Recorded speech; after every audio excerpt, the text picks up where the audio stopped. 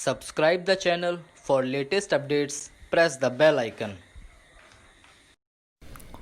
Get ready for the dictation. At the count of 3, 2, 1, start.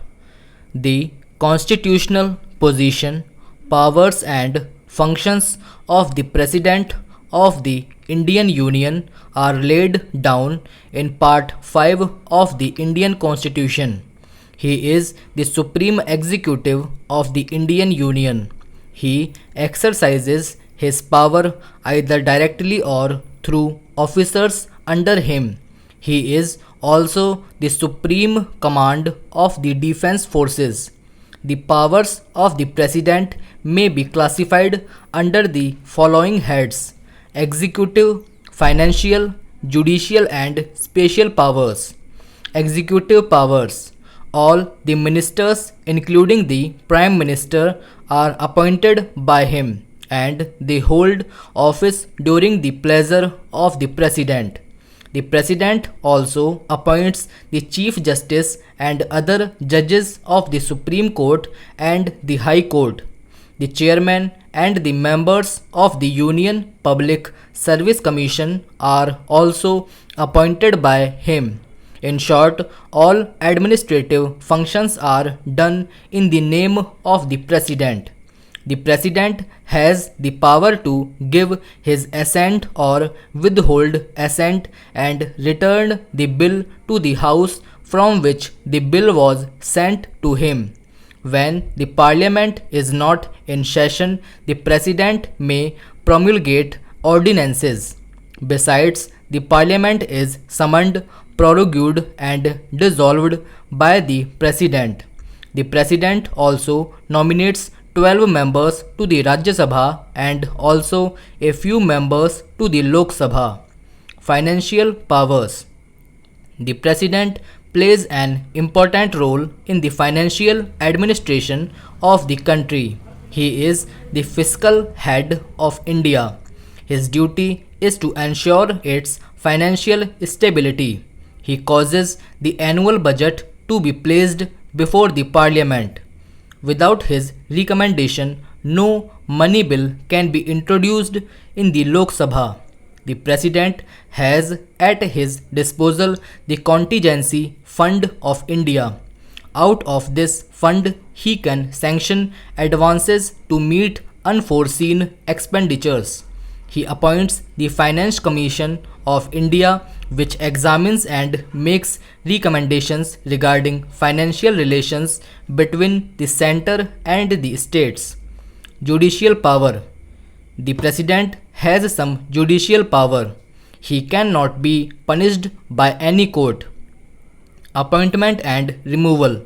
The President of India exercises different types of judicial powers. He appoints the judges of the Supreme Court and High Courts.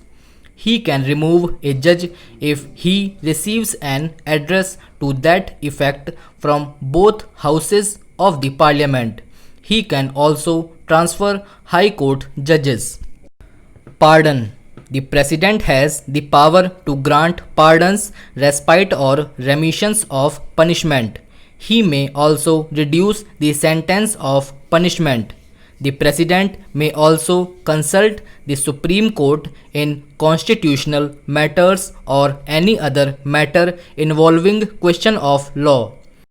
The President has the power to pardon, reprieve and respite, remit, suspend and commute sentences of convicted persons. This pardoning power has been given to almost all heads of state. By exercising his power to pardon, the President of India can set free any offender who has been tried and convicted. By reprieve is meant a stay of execution of the sentence pending a proceeding for pardon, etc. Respite means that a lesser sentence is awarded instead of the punishment prescribed.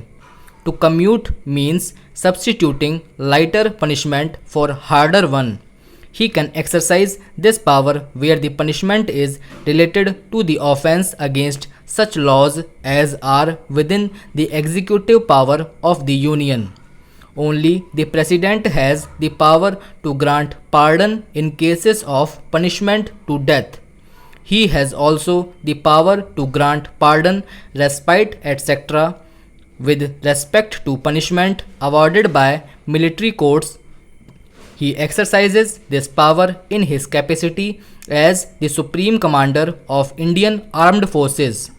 Seeking advice.